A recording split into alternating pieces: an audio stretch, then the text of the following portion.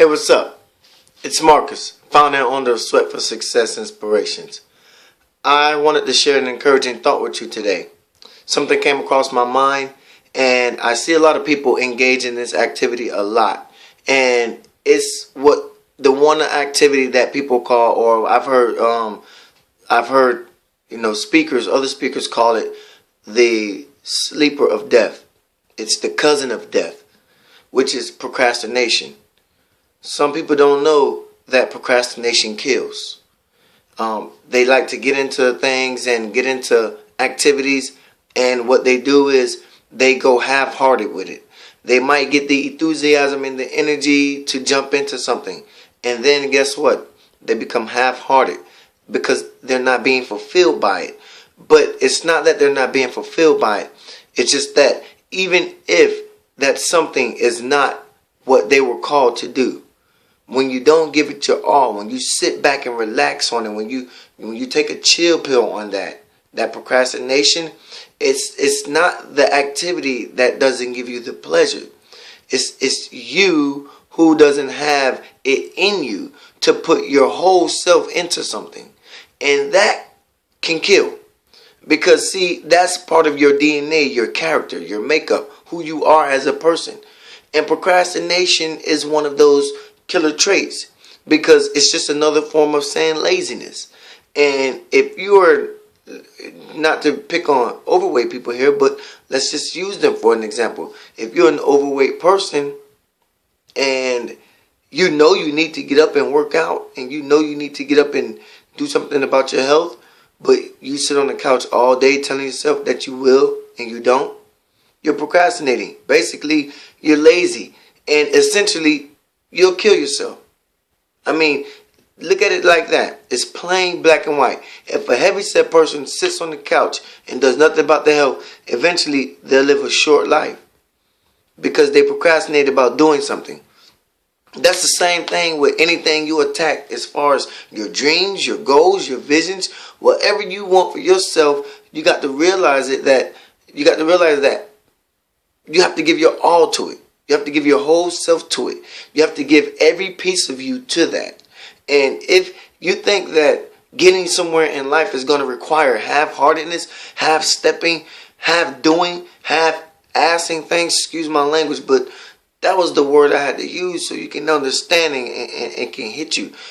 But you can't go into things doing it half-heartedly. Because you'll become the people I like to say, they should all over themselves. It sounds kind of provocative in a way, right? But it's not.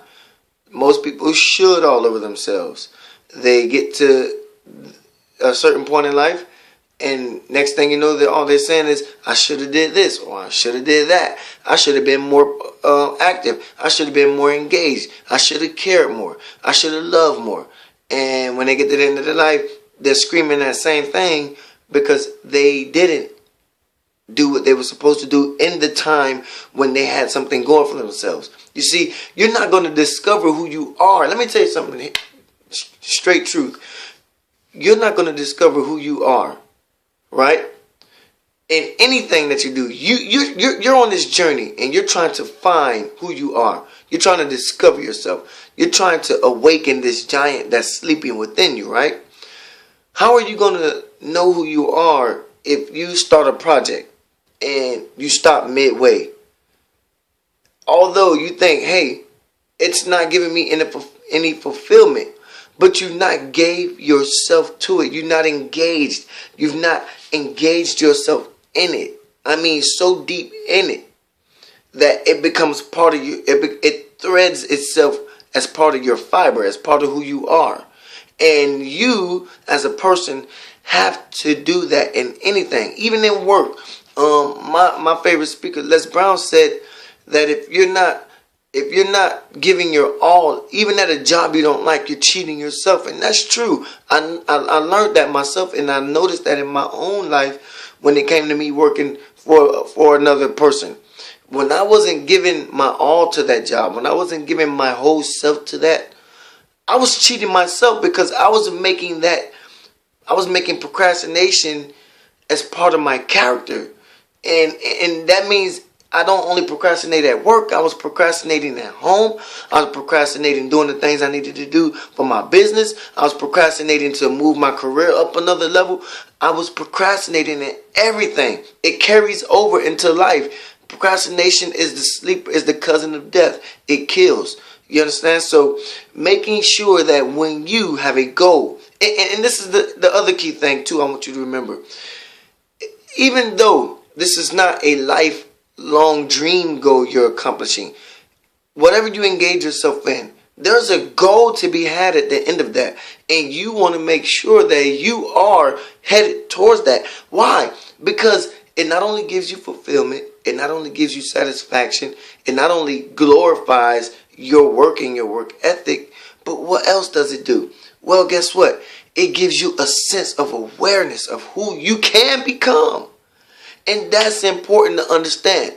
You have the awareness of knowing, wow, if I can do that, if I can achieve that, if I can get there, if I can do that took me weeks, if I was disciplined enough to do that took me weeks and months to do, then I can surely go farther. You know, I read in a book, the book is called Zen. He said, you will not be able to see how far you can go until you get to the top of your mountain. And then you're able to see how much farther you can go. He's saying this in the simple terms that when you reach that goal, like the top of a mountain, and once you get up there, once you reach that goal, you can look out in the distance and you'll see more that you can accomplish. Okay? You'll be like, whoa, I can go that far. And you can achieve that if you go that far. But you have to understand that it takes all of you. All of you. You know, a guy who sets out to train himself to climb Mount Everest doesn't go half-hearted about it. Why? It can cost him his life. You know, I did a study on climbers in Mount Everest, and we're going to get into that on another topic. But I did a study about climbers on Mount Everest. And to just sum it up real quick, is that it's intense training to climb a mountain. Because you're going up to a level of altitude where the oxygen up there is lower than the oxygen below sea level. So understand that when you get there, your mountaintop, you'll be able to look out into the distance and see that you can go farther. But a trainer that's training for Mount Everest doesn't go to Mount Everest without training for it. And he doesn't do it half-heartedly because it can cost him his life. He can die literally trying to climb Mount Everest if he hasn't conditioned his mind, his body, his spirit to be in tune with the oxygen that he's going to encounter. He has to tune himself for the success he wants to achieve. And it's the same thing with you. When it comes to achieving your greatest success, when it comes to achieving your best, when it comes to achieving greatness, procrastination has to be, you have to get rid of it. It has to be zero. It has to be, you have to excrete it, for the lack of a better term, out of your life. You have to get rid of it because it can kill you. I remember telling myself, Marcus, you need to read a book a week. And I'm not saying that to brag or impress you at all. What I'm saying is I had to train myself to read a book a week because I was procrastinating after I kept telling myself to do that. I kept saying, Marcus, you need to read a book a week, a book a week, a book a week. But I was only reading maybe a book every 2 months. And I wasn't learning the material I needed to learn. I wasn't taking in what I needed to take in, the studies I needed to know. The knowledge that I needed and wanted, I wasn't getting because I was depriving myself of that knowledge by not reading the books that I have that I need to read. So I was procrastinating. I was killing my mind from growing and learning more. I was killing my mind in the knowledge I knew it could achieve and receive. And it's the same with you. Okay? So always remember this. Dig deeper in order to go higher. For your higher calling and your purpose in this life. Be blessed. God bless and much blessed success to you.